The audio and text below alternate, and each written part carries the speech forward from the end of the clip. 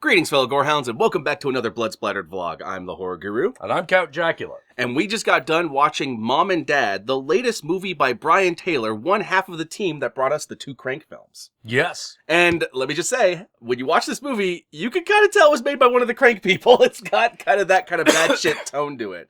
Yeah. But you can also tell that it wasn't made by both of them because there's a lot more tonal shifts in this movie than your average Crank film.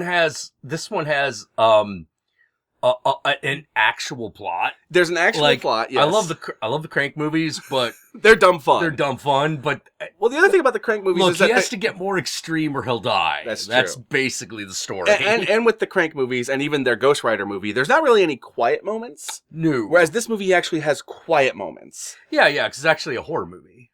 But the other thing about this movie is that it stars Nicolas Cage and oh God, what's her name?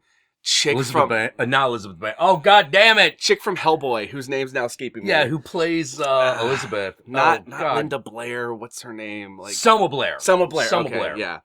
All right, so it stars her and it stars Nicolas Cage, and basically they play parents in a scenario that is kind of like the reverse of Cooties, where instead of the kids all going crazy and killing the adults, it's specifically parents going crazy and killing their kids. Yep. En masse, like a zombie outbreak, except the parents are killing their kids. Yeah, it's kind of a, it has a lot in common with the movie Mayhem. Oh, yes, it does. So if you liked Mayhem, you're going to really like Mom and Dad. Absolutely. If you like Joe Lynch's Mayhem, it has a lot in common with this movie. What I was actually really surprised about this movie is that it actually does have something to say about parenthood.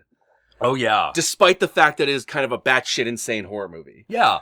It actually does have something to say about the things you give up to become a parent and how quickly your life passes you by once you have a kid. Yeah, because your whole life becomes about this moment. And how, there's a lot of, unfulfilled desires and, expectations that were never achieved. Yeah. And you're tired all the time, and you're always run down, and you're always busy, and you never have time for yourself.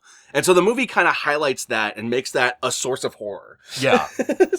In fact, I would say it's a better parental horror movie than Parents. Oh, yeah. Well, even though I like Parents. Well, here's the thing about Parents. Parents specifically takes the point of view of the kid. That's true. Whereas this movie splits its attention between the children and the parents. Yeah, you get the kid's perspective of their parents just going crazy and trying to kill them, as well as the parents' perspective. And it's not entirely one-sided either. No, it isn't. Because there is instances of, the daughter stealing from the mom, and, even though she gave her the benefit of the doubt, she's still doing this. And so it's there's real anger and resentment there, but whatever else is going on in the world is just enhancing it. Yeah. Yeah, and they don't explain what causes this. They hint at it. No, they give you hints at where it's coming from, but they don't explain, there was some sort of government thing that went wrong and the signal. They never tell you. Yeah. And I kind of like that. Yeah, it's a lot more like Night of the Living Dead. Yeah, the original Night of the Living Dead, we have no idea why the zombie outbreak is happening. This is very similar. They just give you, little hints to where you could piece together where it's coming from, but not specifically the cause. Yeah. And I like that, because that's not the focus of the movie.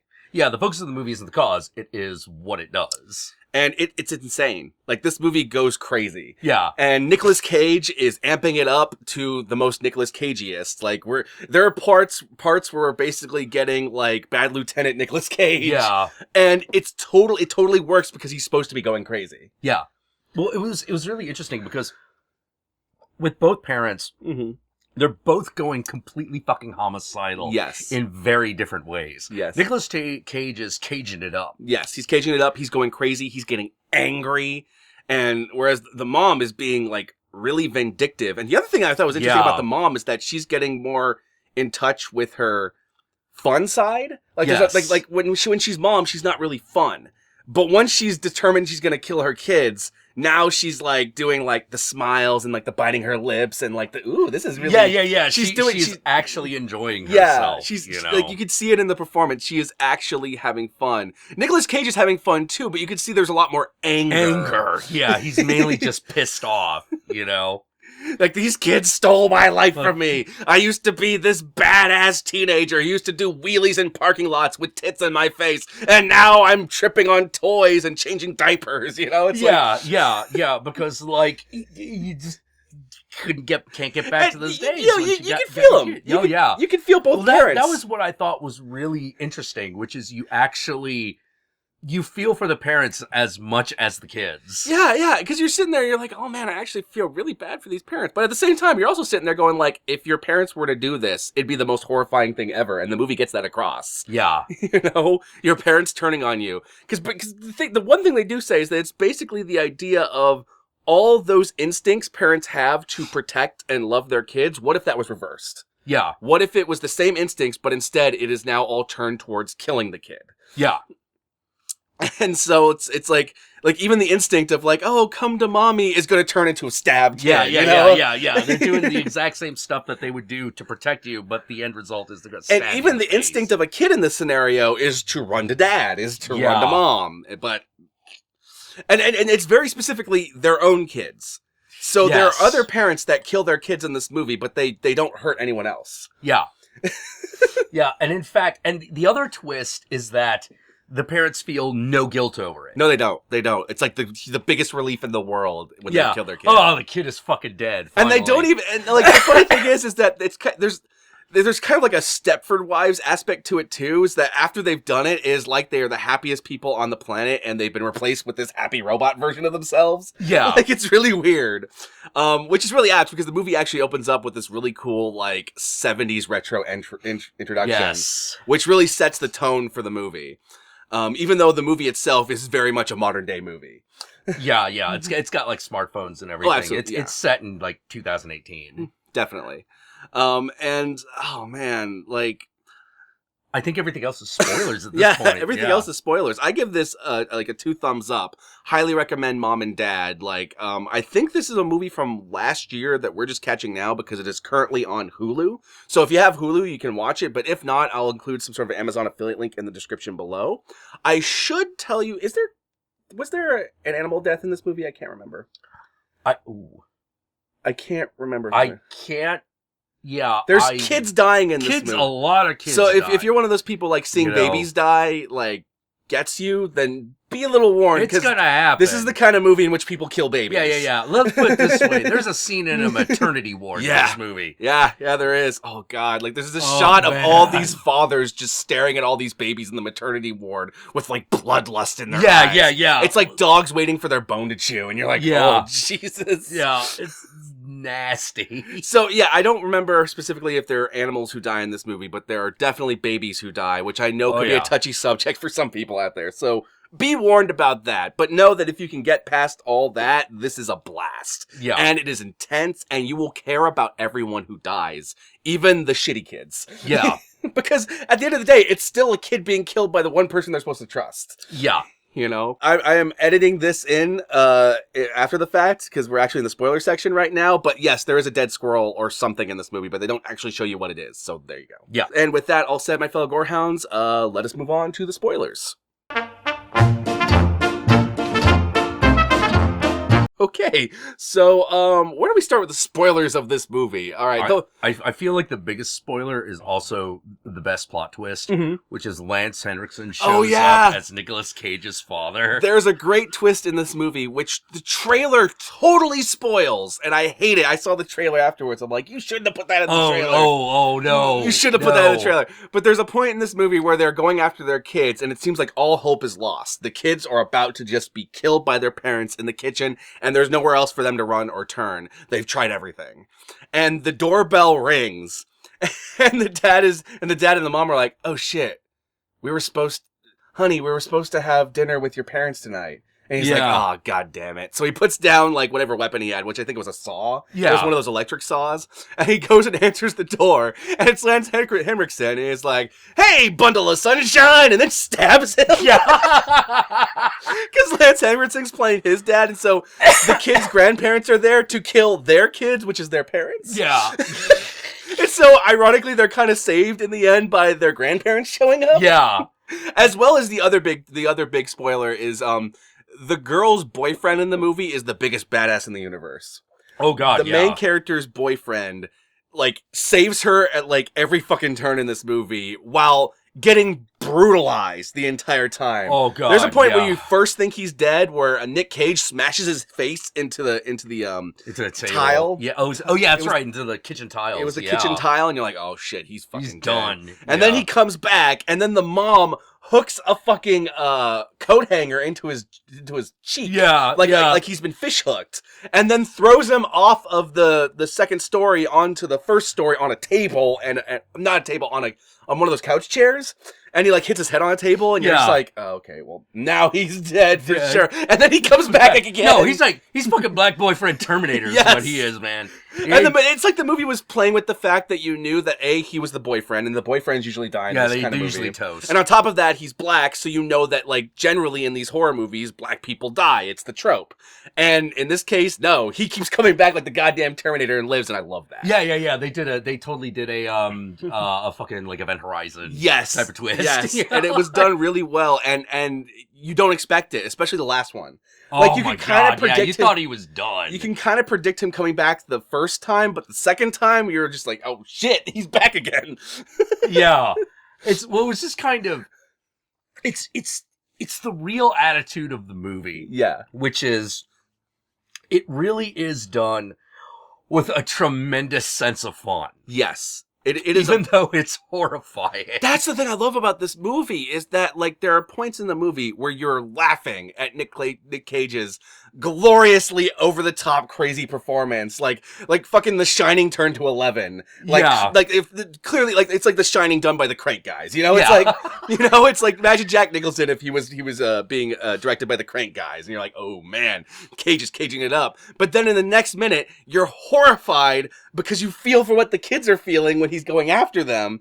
And then in the next minute, you're feeling bad because you get a flashback of him talking about all the things he's going through as a dad right now, and kind of going through this midlife crisis to his wife. And he like flips out and destroys this pool table he was building because he just wanted one thing for himself. But he can't have that because he's a dad now, and he has to worry about the finances and all that stuff. And he's smashing it, and you start laughing there too. But then that scene quickly turns when the mom sits down and starts like commiserating with him, and you're like, oh, dude. Yeah. I feel that. I feel that. It was really good. These movies usually don't make you feel bad for the parents, but this one does. Yeah. It really got across that whole like frustration of like, what have I done with my life? I've raised these children. And the other thing that's really cool is that they make it very clear Nicolas Cage is a very good dad. Yes. He's not like an evil, abusive motherfucker. And the mom's a really good mom too. Yeah. Mom's a really good mom. That's what makes her so upset that like, why are you stealing from me? I would have given you that money, you know? It's like, if you wanted to go to see a movie with your boyfriend, you could have just told me. But like even with that, the daughter's still like sneaking around and stealing shit from her. You know? Yeah. And it's so obviously completely unnecessary. Yes. You know, like this is one of those like the daughter's a teenage rebel. Yes. And she's a rebel without a cause because there's nothing to rebel against. Yeah, because the parents are just like, just gotta take care of her. The most you can say about them is that her parents are lame because they're her parents. Yeah. But at the end of the day, they're good parents. They provide, they give their love, and when they do have those kind of meltdowns, it's not in front of the kids. Yeah. Oh man, the Nicolas Cage story about the car. Oh god. He's telling his son. That story is awesome. Okay, so at one point they show a lot of flashbacks to when things were happier, and it's from various points of view. Like the first one is from the son's point of view when he found like some sort of dead rodent, like a dead squirrel. Yeah, dead animal, dead squirrel. Then like there was like cats, or no, there was crows that were picking at it. Yeah. And he finds it and he puts it in a box and he tries to raise it back to health, but it doesn't work. But as a result, he ends up having this dead animal just in his dad's fancy car. Yeah, and they don't actually show it to you. They never show you the animal. Okay, there you go. There's the dead animal. There's the dead animal. Yeah. Yes. All right. And with that said, let's see. Jesus. So he leaves the dead animal in his dad's car, and the dad finds it, and he gets mad. And at first you're like, oh shit, this is where they're going to show that like the dad was kind of an angry, drunken, abusive asshole dad, even before the craziness. You're like, no. He just kind of sits down with his kid and is just like, look, son, like, when I was a kid, I got in trouble all the time. Like, when I was a kid, I stole dad's car, which was that car right there, and I wrecked it. I wrecked it. And Dad was basically just like, well, since you wrecked it, you bought it. You gotta fix everything up, and it's yours. And he tells this whole like really touching story about him and his dad. And you don't realize when you're watching that that's a setup to the dad showing up later. Showing up, yeah. You don't realize that that's actually a setup. That was a really good Chekhov's gun right there. Yeah, it was. Well, also, like, doesn't he also, like, kill him with that car? Yeah, he does. He kills him with the car. and so, like, he tells this really touching story with his son, and it's just like, it's fine. Like, just don't do it again, and everything will be cool, and whatever. And there's this nice little bonding moment with his son in the past. Like, that's actually a really good dad moment. That's, it's like, okay, look, I know you didn't because it's not like that was this instance where the kid did something intentionally wrong. The kid was just trying to save this animal, and he didn't know what to do because he's a fucking kid. Yeah. And the animal died anyway, and it just happened to be that he was hiding it in the car. Yeah. He didn't intentionally do anything to fuck over his dad, so there's no reason for him to, like, flip out over this. Yeah. It's basically just like, well, look, son, like... Yeah. Here are the facts of life. He gets mad, but it's... He gets the kind of mad that anyone would get if someone was fucking with their, like, prize thing. Yeah. But it doesn't feel, like, over the line. It's like, if you opened your car and someone put a dead animal in there, you'd be pissed. The only time he really goes over the line is when he and his wife are having an argument over the pool table. Oh, yeah. But that scene turns around real quickly in this really touching way, Yeah. And even though that's also one of the funniest scenes in the movie where he's like singing nursery rhymes while he's breaking the table. Yeah, it's the cagiest, man. It's so the Nick Cagiest. That's the other thing about this movie is that even though Nick Cage does like the super over-the-top cagey thing, he actually gives a really, really subtle performance in this movie on top of that. This is definitely one of Cage's better performances. This is like Raising Arizona Cage and not like Next Cage, Yeah. This is Cage who gives a shit. And the other thing I guess is a big spoiler about the movie is that the thing that they hint at, even though they never really tell you why, there's a hint in the movie that whatever's happening to the parents is coming through the television sets and the radio signals. Yeah. But it doesn't really explain why. There's no like, it was a government experiment. It was a Russian attack. They never do that. There's people who posit like suggestions on the television station when it's like the 24-hour news playing. Yeah. But I actually like that because it was like a nice little social commentary because every time it was the TV on, it was always like one of those 24-hour news channels. Yeah. It was always like Fox News or CNN. And it's just this great commentary because the kids aren't watching that. Yeah. The kids are not watching that, but all the parents are watching that. And it's like, whether or not the movie intended it, I got the feeling that there's this like, even though they never tell you why, at the end of the day, this 24-hour news cycle is corrupting the parents. Yeah. It's a nice little commentary I like there. That. Oh, but one of surprise cameo in this movie. Yes, there's a great cameo. There's a couple good cameos in this movie, but the big one. The big surprise is at one point they're like, so what is going on here? And there's this like bald Scottish guy in a leather jacket talking kind of softly. He's like, well, what if all these instincts were to be turned about? What if, all of a sudden, rather than protect our children, we decide to kill them? We'd literally be strangling our own future. Mm-hmm. And I'm watching it. I'm like, is that Grant Morrison? And it is. It is Grant Morrison. It's Grant Morrison. There's a bunch of very small roles played by like comedians whose names all escape me, but there's a bunch of small roles like that. But like the best cameo was when Grant Morrison showed up. Grant Morrison showed up, and I'm just what? I would say Lance Henriksen, but I don't know if that's a cameo because that becomes a plot point. Well, yeah, that's more of a supporting. That's an actual supporting role. Grant Morrison just shows up to say something anyone could have said. Well, he's the equivalent of if there's no room in hell, then the dead will walk. Exactly. He's that guy. Yeah, yeah. He's basically a cameo that gives the Ken Foree speech. And then, like, fucks off. He's like that. And they did something similar in the Dawn of the Dead remake, where they had that speech delivered by someone on the television screen, and this felt very much like that equivalent. Yeah, it felt like the remake one. Yeah. Oh man, it was so fun. Oh man, like what was? Let's see. That's kind of like all the big spoilers. Like, there's some really great scenes I would love to talk about. Like the scene where the kids are taking their SAT tests and the parents are just sitting out there, like waiting for them to finish their tests. Waiting for them to come outside, and everyone's like, Oh, geez. What the That was fuck? unsettling. Yeah. That was like... Well, it's like, the thing I liked about it is there's that one teacher, he doesn't know what's wrong, but he knows some shit is going down. Yes. And all he is trying to do is prevent whatever awful thing is about to happen. The one thing I think is weird about this movie, and you can tell it's a ratings issue, is that this is a pretty graphic movie. This is a pretty fucked up and graphic movie. But despite that, there's a lot of the kills that are done really off screen and they cut away before anything too graphic happens. And you can tell that's because they're killing kids and the MPAA are not going to be cool with that. Yeah. Now, luckily, it's still effective. It's still effective because it's one of the crank directors. Yes. Like, he could split cut and still make you you'll still feel it. But you did get that feel a couple times where you're just like, oh man, like they probably really wanted to show that girl getting strangled. They probably really wanted to show that kid getting stabbed with a pencil, you know? Like they probably really did, but they couldn't because they knew they couldn't get that past the MPAA. It was a similar problem that Cooties ran into, but Cooties got away with a lot more because it's kids killing parents as opposed to parents killing kids, which is a lot more intense. Woo! Yeah. This would be a great double feature with Mayhem. It would also be a great double feature with Cooties. Yeah. One of those two movies would pair very well with this. In fact, watch all three and just make a trifecta. Yeah. Oh, one of the other things that might be a warning, if you want there to be a conclusion to the plot, there is one.